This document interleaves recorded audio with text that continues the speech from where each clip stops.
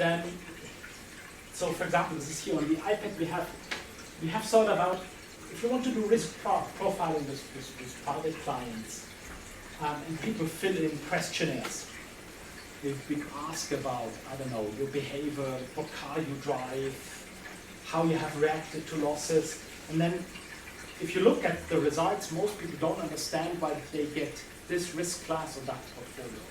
This has been really massively tested in England by, at the time, what was the FSA. I don't know how it's called now.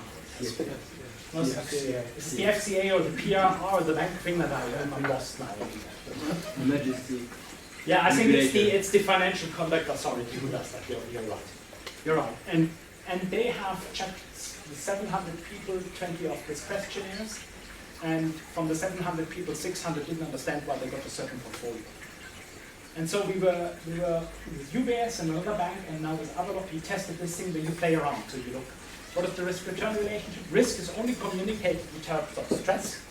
So if what would happen on your portfolio if the next financial crisis is recreated, when the Greek crisis is recreated, how much you lose? If you have $1 million in a dollar amount, how long you have to wait if you come from 100, fall down to be back to 100? So what is your liquidity, your waiting horizon? And this turned to about a lot better understandable to people, plus what was of course the historical performance. Play around in an iPad, and in one of the discussion, so at first we started with percentage numbers, so we used 20%. Then we realized no, most clients need actually a number, so 1 million, 20%, 220,000 losses. And then one of the client advisors suggested you display how many Mercedes S-classes they have lost. Then they would have understood really.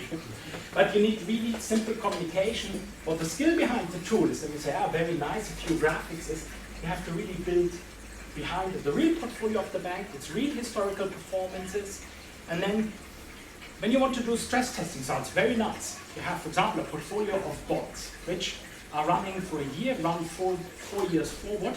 How you say that this portfolio has behaved when the Federal Reserve in 1994 increased interest rates? None of the instruments have existed.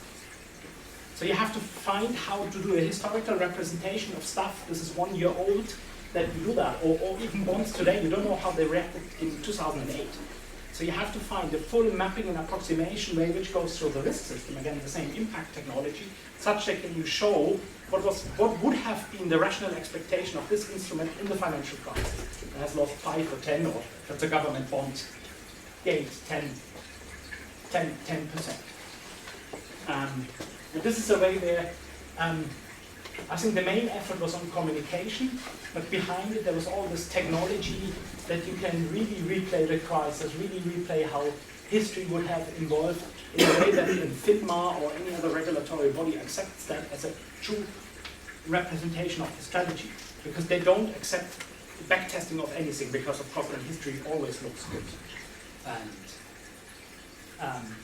another thing from what we do in the advisory system is, what we have built with UBS, which is the core instrument selection engine behind UBS Advice.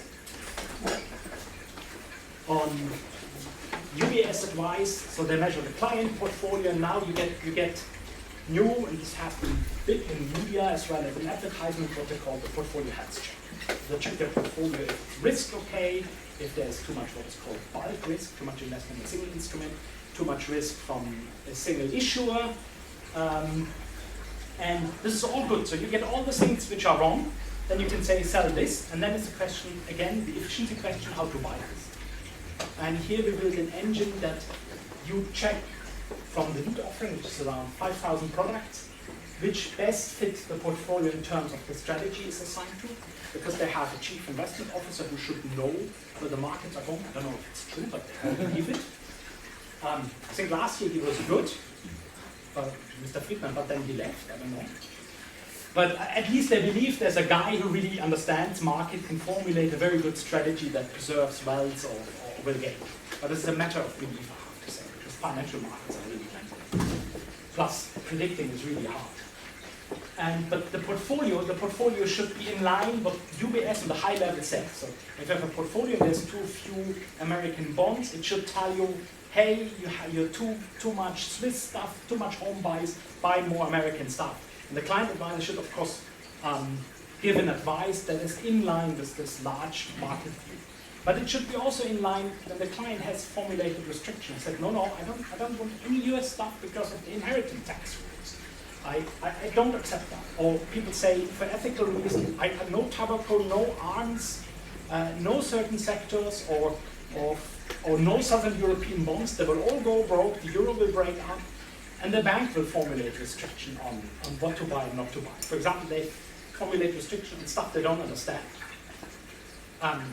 And UBS in this way is further ahead. The new European regulation on this whole way of what you sell clients, which has been put into place, I think, in August with the Meetup 2 from ESMA now says banks should also know their products.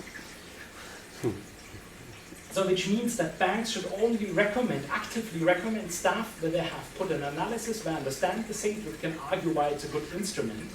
So, but if a client advisor simply, I don't know if John needs help, no. Sorry. Do you need help or anything? No, I was trying not to interrupt. And so this selecting of instrument becomes relatively a high-dimensional problem. And then if you do it by hand, you will find, oh, this does not work, this does not work, so it becomes very inefficient. And also, if you don't have any machine support, you don't know what the client advisors are doing. If they sell again the stuff, for example, they sell a structured product to an 80-year-old lady who cannot barely read anything anymore. Or if to sell somebody who clearly doesn't understand what an emerging market bond is, and clearly expressed in his views that he wants something very safe, understandable, I don't know, preferable Swiss government bonds and cash accounts and all that. And the machine does not give them the freedom. It still gives them enough freedom. And this is one of the things. And this also gets now integrated in Avalon because it's our technology. But this creates enormous efficiency into private banking. Of course, we will have client advisors who don't like it because it takes away freedom. But also you will have people who say it's very good because I have to be anywhere in this parameter space because otherwise I'm not compliant to regulation. So let's be efficient and concentrate on understanding the client really. Because the machine only helps me to find a selection of instruments, 20, 30 instruments or 50. But then which 50 to select is often a matter of client affinity, understanding the clients. And this is done on a massive scale. It scans 50,000 portfolios overnight. It calculates in average 3 to 5 instruments to go. And for every instrument, there's a replacement shortlist of 5 instruments and a replacement list of 100.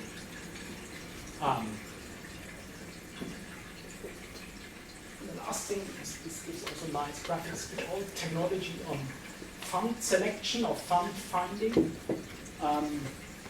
Here is also an example I have on the iPad if somebody is interested in this. We're working with fund platform, UBS is one, with fund data providers. The biggest problem in funds is really finding a fund. In mutual funds you have, I'm not sure, 200,000, 300,000 registered mutual funds you have now. Half of them in Europe. And with all this new regulation of client protection, more and more banks are moving the retail clients, for the people who are just as poor as having 100,000 francs or euros, not to buy this Nestle stock or a single bond. They move them into buying funds. Now they need recommendation lists, they need to find the funds. And the fund business is changing very strongly because all this stuff on how you get your money back on the transactions, I don't know, the kickbacks basically is being not allowed anymore. So the business model of the fund selectors and fund providers is changing. And there we have built technology to easily analyze funds, but mostly what I call is to find funds, not to search funds. Search you can forever, to find funds. That you have a way of saying it needs that performance, this risk figures, this amount of asset management, plus it's acceptable for distribution in Switzerland for a German client who lives in Spain. Because you have all these rules to keep in, which are difficult, or you have to select funds according to tax reasons. If it's been, for example, if a fund trades more than, I don't know, 70 or 80 times and it's registered in Spain, it's called high frequency, it pays an additional performance tax. And if the bank forgets to subtract that from the client, the bank is liable and gets a bill from the Spanish state. So you have to keep all this data under control. This we do in the technology, and then we have nice, easy applications in the iPad where you can set your filters, it produces your list, it makes nice peer group comparisons so that the end user gets an easy way of finding this stuff. And then having an easy way of analyzing it.